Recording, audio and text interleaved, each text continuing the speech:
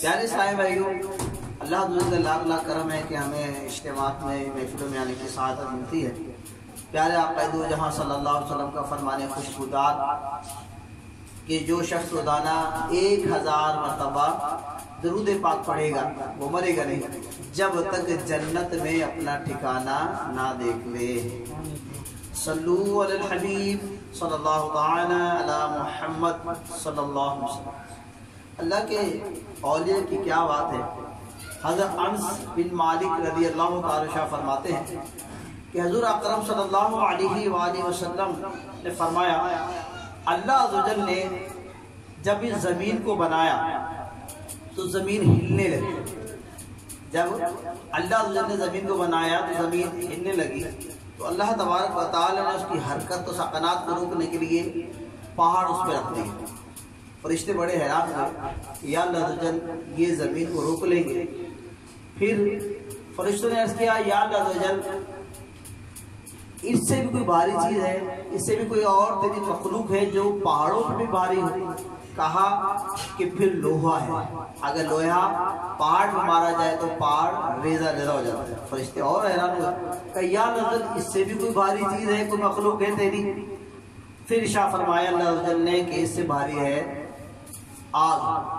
آگ میں جب لوہا ڈالا جاتا تو پگھل جاتا ہے، اس سے بھاری مخلوق میری یہ ہے۔ اللہ اکبر۔ فرشتوں نے عرض کیا، یا اللہ عز و جل اس سے بھی بھاری کوئی چیز ہے جو پہاڑ کو بھی اور لوہے کو بھی ریزہ ریزہ کر دے؟ تو اللہ اکبر۔ اللہ عز و جل نے فرمایا کہ اس سے بھاری شے میری مخلوق جو ہے وہ ہے پانی۔ اگر پانی آگ پر ڈالا جائے تو پانی وہ آگ بجھ جاتی ہے۔ فرشتے حیران ہوئے، پھر اللہ کی بارگاہ میں عرض کی، یا اللہ عز و جل اس سے بھی بھاری کوئی شے تیری ہے؟ تو اللہ اکبر۔ اللہ عز و جل نے فرمایا، ہاں اس سے بھی بھاری مخلوق میری ہے، اور وہ ہے ہوائیں۔ جب ہوائیں آتی ہیں تو سمندروں کا رخ پھیر دیتی ہیں، سمندروں کا رخ موڑ دیتی ہیں۔ اللہ اکبر۔ فرشتے نے فرمایا، یا اللہ عز و جل پہاڑ سے بھی، پانی سے بھی، لوہے سے بھی، ہواؤں سے بھی کوئی ایسی تیری مخلوق ہے جو ان سب پہ بھاری ہو؟ اللہ اکبر۔ میرے اللہ نے فرمایا، ہاں میرا بندہ کامل، میرا بندہ مومن ہے جو ان سب سے بھاری ہے، اور وہ آگ سے بھی، پانی سے بھی، لوہے سے بھی، ہواؤں سے بھی بھاری ہے۔ اللہ اکبر۔ میرا وہ بندہ مومن ایسا ہے کہ جب ایک ہاتھ سے خیرات کرتا ہے، صدقہ دیتا ہے، تو دوسرے ہاتھ کو خبر نہیں ہوتی۔ میرا بندہ مومن وہ ہے جو میری طرف آ جاتا ہے اور اللہ کے لیے، اللہ کی رضا کے لیے، میری رضا کے لیے دنیا کی ساری چیزوں کو موقوف چھوڑ دیتا ہے۔ اور میرا وہ بندہ اللہ کا ولی، جو اللہ کا ولی ہو جاتا ہے، جو اللہ کا نیک بندہ ہو جاتا ہے، جو میرا بن جاتا ہے، تو وہ ان ساری چیزوں پہ بھاری ہو جاتا ہے۔ اللہ اکبر، اللہ اکبر۔ کیونکہ یہ اللہ کا ولی وہ ہوتا ہے جو میرے احکامات پر اپنی زندگی گزارتا ہے۔ اللہ اکبر۔ ان اللہ کے ولی کو کیا کہنا، سنیے کہ اللہ کے ولی کا مقام کیسے بلند ہو گیا۔ پہاڑ سے بلند ہو گیا، پانی سے بلند ہو گیا، ہر چیز سے بلند ہو گیا۔ وہ کیسے ہوا؟ اللہ اکبر۔ حاضری دیتے ہیں ہم خواجہ نظام الدین اولیاء رحمت اللہ تعالیٰ علیہ کی بارگاہ میں۔ خواجہ نظام الدین اولیاء رحمت اللہ تعالیٰ علیہ، اللہ کے ولی، ایک شخص کی بارگاہ میں حاضر ہوا اور عرض کرنے لگا کہ میری بیٹی کی شادی ہے، اور میری بیٹی کی شادی ہے تو مجھے کچھ مال چاہیے۔ اللہ اکبر۔ اللہ کے اولیاء کے کیا کہنے۔ اللہ کے اولیاء نے فرمایا، جاؤ باہر سے مٹی لے آؤ۔ مٹی لائی گئی، خواجہ نظام الدین اولیاء رحمۃ اللہ تعالیٰ کے ہاتھ میں عطا کی گئی۔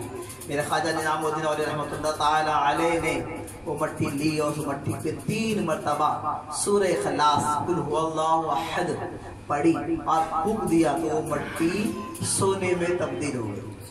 اللہ اکبر۔ وہ بندہ حیران ہو گیا کہ سونا بھی مل گیا اور سونا بنانے کا طریقہ بھی مل گیا۔ اللہ اللہ، دیکھیں اللہ والوں کو انداز۔ اور وہ شخص حیران اور پریشان ہے کہ سونا تو ملا لیکن ساتھ اس کے سونا بنانے کا طریقہ بھی مل گیا۔ اب وہ گھر جاتا ہے تو گھر میں جا کے مٹی جمع کرنا شروع کر دیتا ہے۔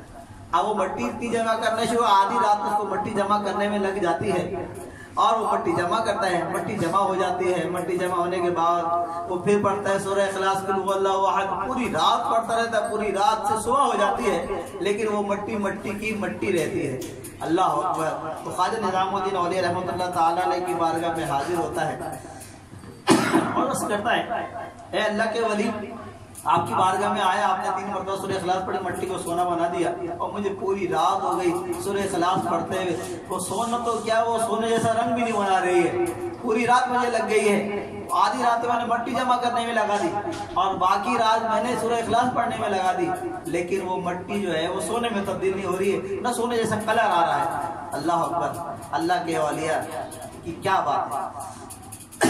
اللہ کے اولیاء فرماتے ہیں, آپ فرماتے ہیں ٹھیک ہے سورہ اخلاص قرآن مجید فرقان حمید میں مٹی کو سونا بنانے کی تاثیر موجود ہے, قرآن مجید میں مٹی کو سونا بنانے کی تاثیر موجود ہے, لیکن تو خواجہ نظام الدین اولیاء والی زبان تو لا. اللہ اکبر. یہ جب معاملہ انہوں نے سنا اور معلوم ہوا کہ جب اللہ تبارک و تعالیٰ کے نیک بندے اللہ کی بارگاہ میں حاضر ہو جاتے ہیں اور اللہ کی بتائے ہوئے احکامات کی زندگی گزارتے ہیں تو اللہ تبارک و تعالیٰ ان کی زبانوں میں یہ تاثیر عطا فرماتا ہے, یہ مٹھاس عطا فرماتا ہے کہ مٹی بھی سونے میں تبدیل ہو جاتی ہے. تو اولیاء اللہ پہ اعتراض کرنے والوں ذرا عقل کے داخل, یہ اولیاء اللہ جو ہے اللہ تبارک و تعالیٰ کے مقبول بندے ہوتے ہیں, ہمیں ان سے فیض برکت لینی چاہیے. آیا کہ ہم اعتراضات کی زبان کھولیں.